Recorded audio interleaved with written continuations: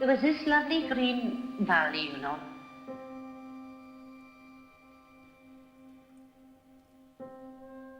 These men came here.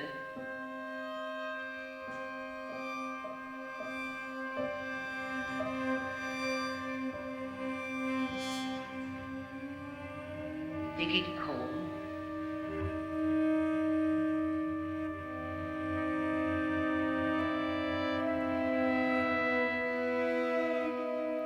What? Whose benefit?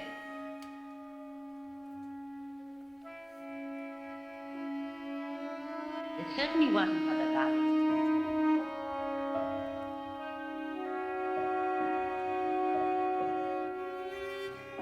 Because, in my opinion, well, we all became poorer, didn't we?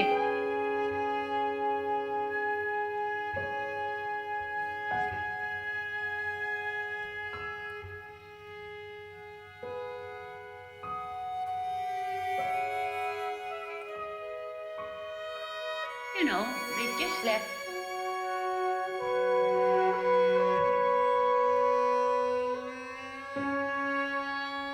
The landowners and the mine owners, they just reap the benefit themselves. You know, they just left.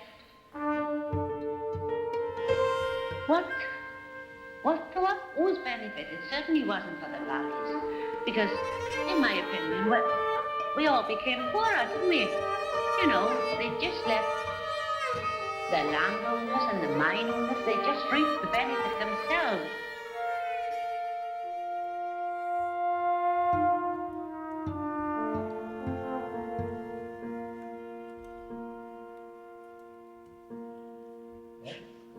So now, if you want me to fire off, I'm prepared, man. Yes.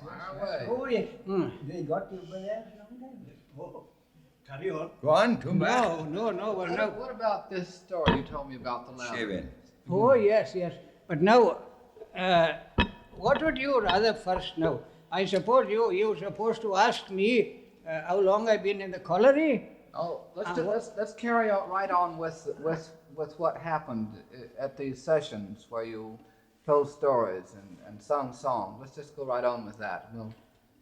Well, you see now, I prefer to give you a couple of songs first. See, Fine.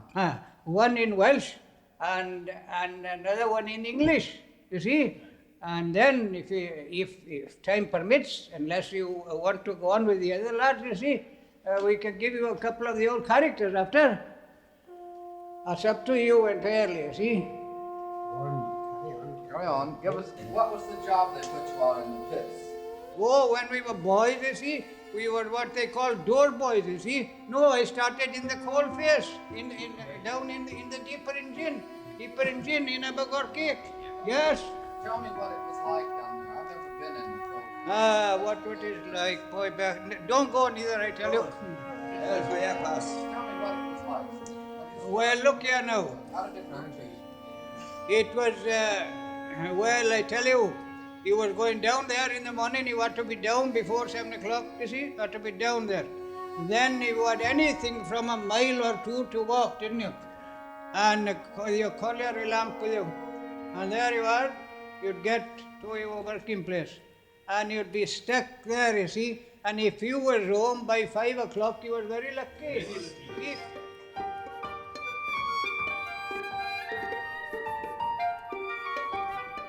Now, Benny, I shouldn't go from here without giving you Benny.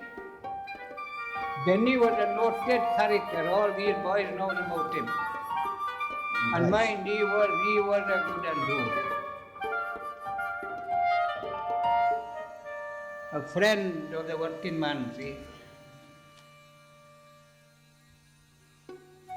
And now Benny was one day, you see, on top of the pit now.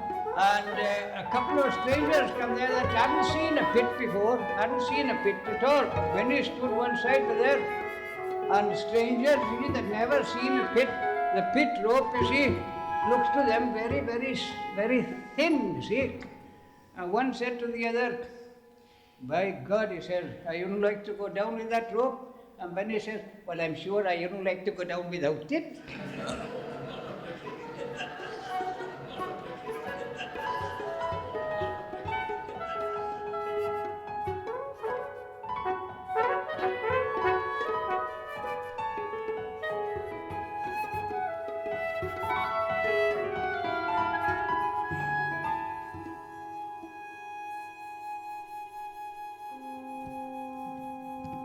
How many hours a day did you work those? Well, I worked then from 7 till 4:30 in the night. Then Saturday we was finishing at 2:30. John, you know the fellow that never saw daylight. Well, now this time of year, now you leave me alone. Now don't you bother with me. When we was coming up, this time of the year, it was 4:30. See? Well, it was only Saturday and Sunday we could see daylight. See? Now remember, I wasn't 16 years away, I was about 14 to 15 then. You had to get up at 4:30 in the morning. Well, you would walk in and miles, see? But to be there. Right, when we saw them coming into the house, black and tired, well, we couldn't possibly envy them going down under. We might have envied them had I had a school teacher for a brother, but not a miner brother. I couldn't envy him. I was a miner's daughter and brought up in a typical Rhondda miner's home where I had my father and 3 brothers who worked in the pit, whilst I had another younger brother who never went into the pit. And this was something that we all as a family felt that although the older brothers who worked in the pit, we were not going to allow, not only were we a slave because we were in a miner's home, but also because my father and brothers were miners, but that they also were slaves. And we were slaves because they were slaves to the mine owners. Tell me about how you got the coal out from the island. Well, we were digging the coal, cutting the coal under it. Monday was washing. Then we used to churn the coal. If I dried, See? Tuesday was ironing. And after you churn it, so far, you used to put the compressed powder Wednesday, clean the bedroom. and some fuse. See? In the ball of compressed. Thursday, you up there. So put about 2 or 3 balls. Friday, down here. Then you used to light it. Saturday, With shopping. your naked light. That was my See? 5 days. This is out, going down. Well then, Sunday then was rest day. you blow And rest day.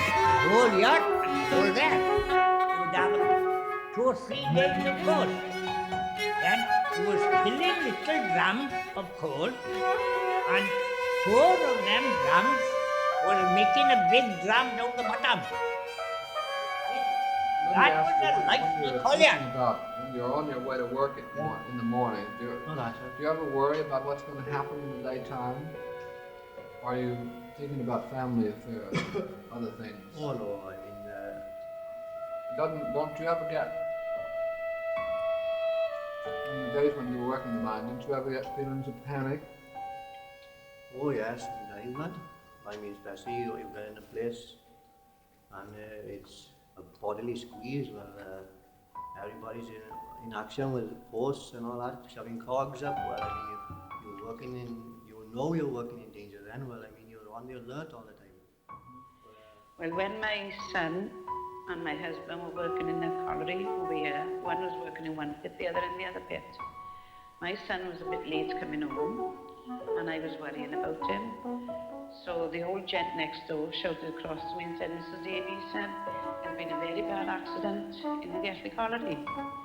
So I said, oh, I hope, I said, Alfie's all right anyway. Well, usually they send another collier to let you know, but they never sent to tell me anything. I had to wait until my husband come home.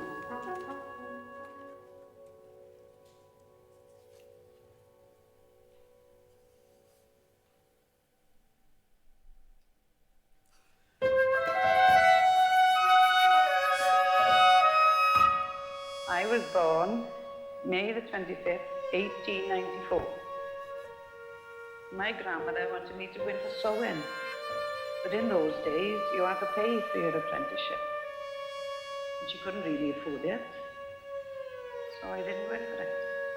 We never had no money from anywhere. My husband kept the allotment. We had chickens, eggs from the chickens. And so we had. But at 14, I left school one week. I was up on the train to Surrey. The next week, I got fitted out. Now posh, you know. I got fitted out. My clothes and my train fare was borrowed. And I went up to this job up in London. I was reasonably happy there. They were good to me. But each month then I was up £2 pay. And out of that £2, then I used to have to send the most of it over to pay for my clothes and pay back my train fare. The woman of the house was taking me sometimes. I always think that some days I used to be very quiet, you know, because I left school and but many a night I used to look through the bedroom window into the room, you know, and think of the old family and talking. I did used to want to go out and work right now, but I knew that I had to get out, like there was no jobs around. It was 8 people. Then unhappily for me, Mother went out and I came home. Well, I think I would have liked to be a teacher. I think that was always in the back of my mind. I would like to taught in a school, which was quite a good job in those days, of course. But unhappily for me, I mean, you had to pay to yourself to go to college school. You had to find a fee to stay. Well, it couldn't be done.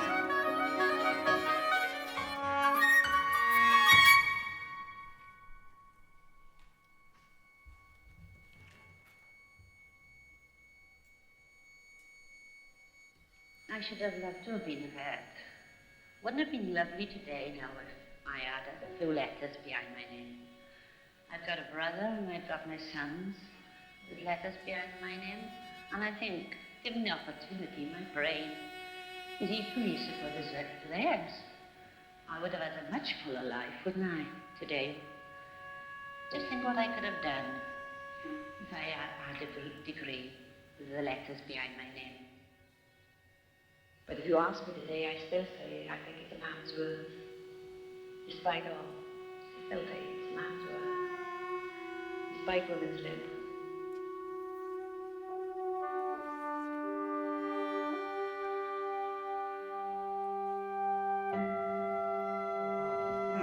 There's one thing that I never did look down, and that is about dust in minds. Still remember. What's the dust? Tell me about the dust and the dust disease. Oh, well, Have you got a touch of the dust? yes, I got it. But I tell you now, I felt it. Dust in the early days. Of course, we have plenty of dust, you know what I mean?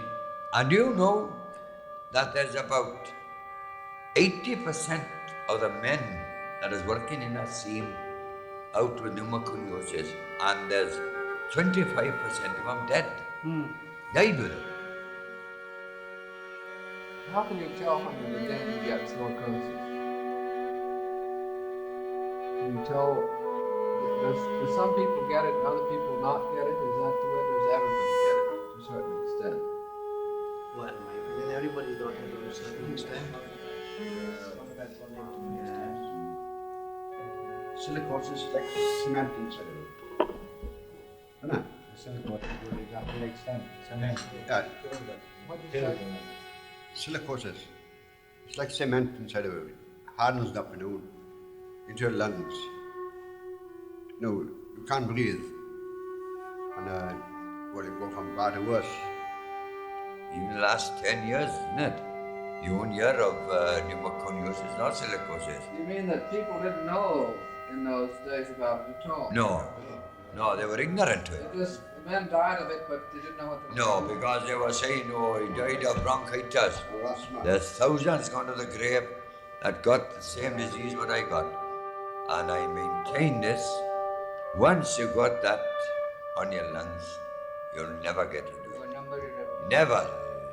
How much compensation do you get, Gorman? According to your According, of course, I'm coming under the old act, see? Well, I get £2.17 and 4. Can you live on that? Beg your pardon? Can you live on that nowadays? Get in the dole as well. Get in the dole, see? Get in But that'll come to termination, like, it'll diminish because the Conservative Party, the Labour Party only extended it for the period they were in, see? 5 years. Many, there's hundreds gone out now. They've done away. They don't have any appeal in the door. What do you think is should be the solution of it all? Well, what I mean, if the dole, the insurance doesn't pay, No, but I mean, for a man who's got silicosis from the mind, what do you think they should do if they did right? they haven't got no light employment for him. Well, what are you going to do? They tell you on your farm, fit for light work in the open only. Yes. What do you want? What to hope, yes. Certainly, you're going to hope at all.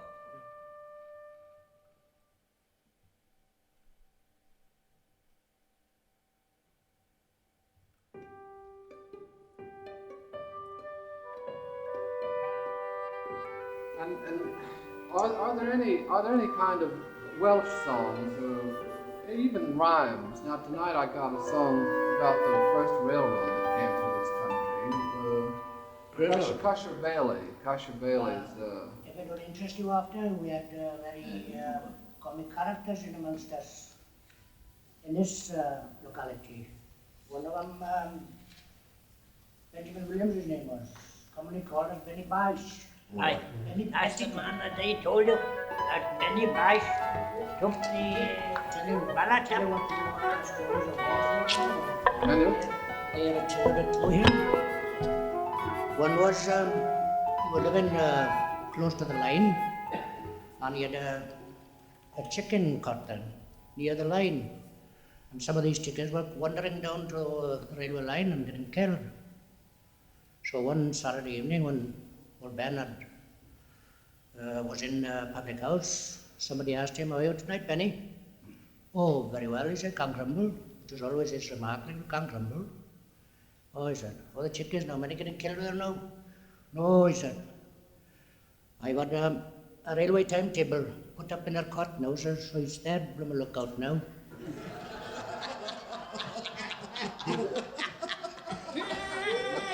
But a little golden ring I gave to thee with pride.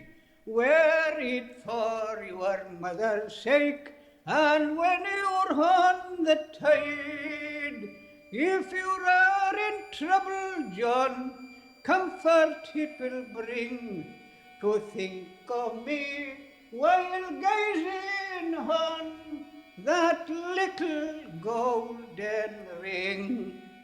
During the strike, there was a pawnbroker down Tonypandy, you see. And one of the things that worked was my mum took a wedding ring down one week from his pretty harder to buy food. She didn't like doing it, but she did take it down. And it was years before she had it back. Each year, my mother used to be helter-skelter year and year. My mother had lost a pawn ticket for our wedding ring. She kept it in different places. We used to have hunting everywhere for the ticket for Mum to go down, not to redeem my ring, to pay on it, to keep it there. And when the strike was over, my dad went back to work and my brothers, but things weren't easy then because there was all this arrears that had to be paid off. You know, there was a few shillings a week to the shop over the road. The 1926 strike, then the general strike. Well, I visited homes then, being a health visitor. Well, during that time, the strike was on and there was a lot of poverty in miners' homes. And babies were coming into the world where there were no clothes. Very often I visited a miner's home where the mother wasn't able to have anything for dinner. As I say, it was very terrible to see the miners' wives, the anxiety they had. because one must admit that it was on the mother that all these problems were put on her shoulders. She might have a good husband, but at the same time he was not, he didn't help in the house as we say today. Well, the right to strike is surely the right thing, if you are striking for what you think is right. Our miners were working on very low wages, and they had to make a stand in those days for what they thought was right. And we had some very hard times in London because we had lockouts, 9, 10 months. And in the end, unhappily for us, they had to go back. We didn't gain money-wise, but I think that there was a loyalty among the loyal.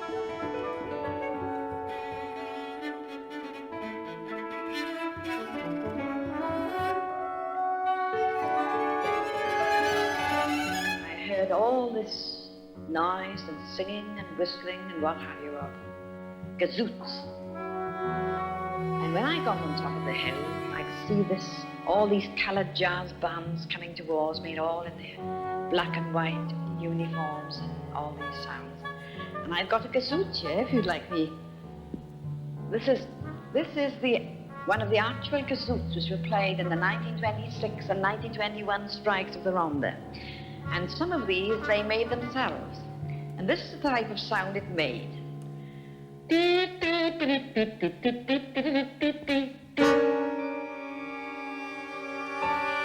were you striking about? What was the strike over? Oh, but we wanted more wages, of course. And the master said we wouldn't get no more wages. And we, in the end, you see, we settled up. Now you see what they call Mabon fair play for him too. He said, now it's not no good striking out any longer. He said, we wanted 20%, if I remember, and we was offered 15 only, Tom. See, and we wanted to have it all. And Mabon said, no boys, he said, half a loaf is better than a thin. See, and he was quite right, of course. You see, no, it was a case of starving. You know who sent the police down to South Wales when they had the riots there? Churchill. Churchill sent him down, innit? Yes. That's the man that sent him down. And he was a man that sent the soldiers down to Tonypandy. Yeah, that's what he did. And he dare not come down there too. What did happen? They lynched him. Yes. I lynched up back now. He was in here. He only was 18. He sent the soldiers and the police. Yes, he did. Right, innit? Yes. And he dare not come to Pandy. There's one MP is retired now. He had 9 months jail. So with John. You can see what sort of a man he is for. Didn't Yori have jail too? No, he didn't. Well, my father and brothers would go out to strike meetings, go out walking up and down the Mani, go into the clubs and have their chat and probably a drink if they could afford it. Whereas, of course, it was the mother in the home who had the biggest problem. A miner's wife, particularly, I'm talking about the Ronda now because they are the ones I know. Because I can remember with an earlier strike, my brothers ended up the strike very, very sunburnt, where my mother was worn out. Well, I think the strikes just made us poorer. Made us poorer altogether.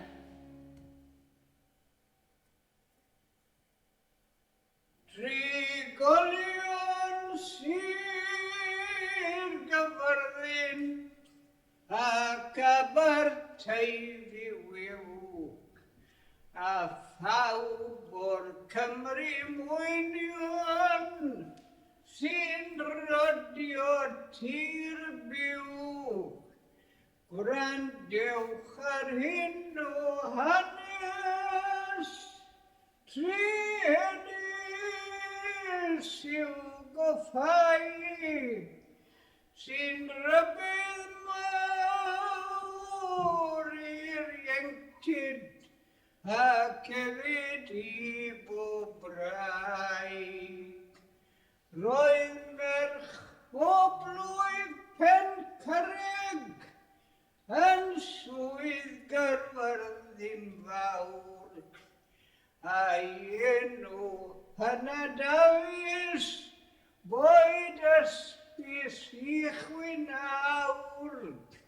A honno mewn gwasanaeth yn barchus iawn ei nod, yn caru am a biaianc o gwmpas ugain oed.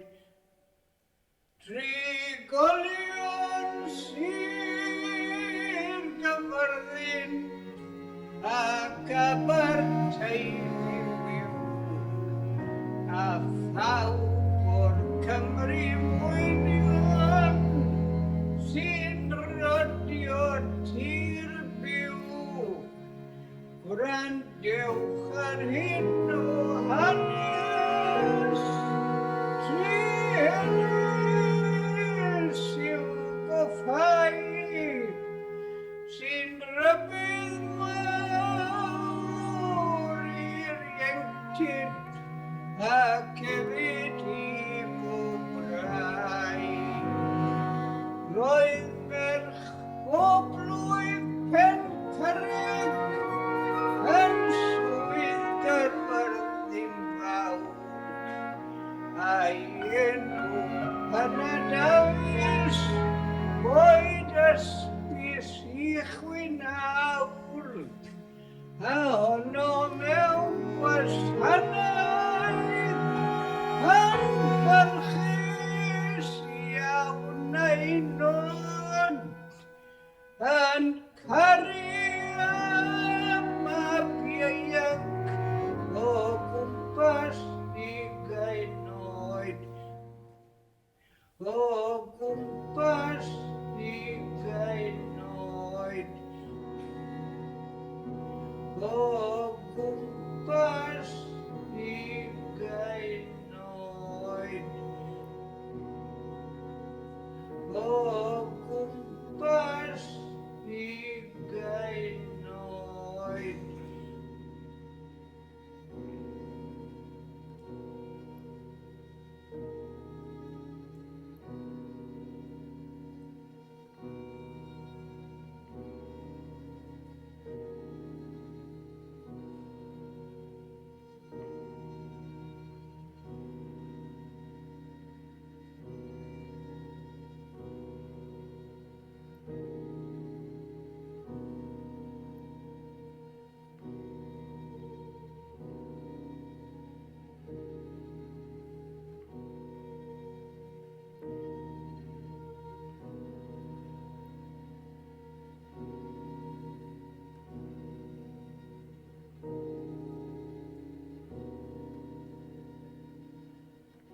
There was this lovely green valley, you know, these men came here digging coal.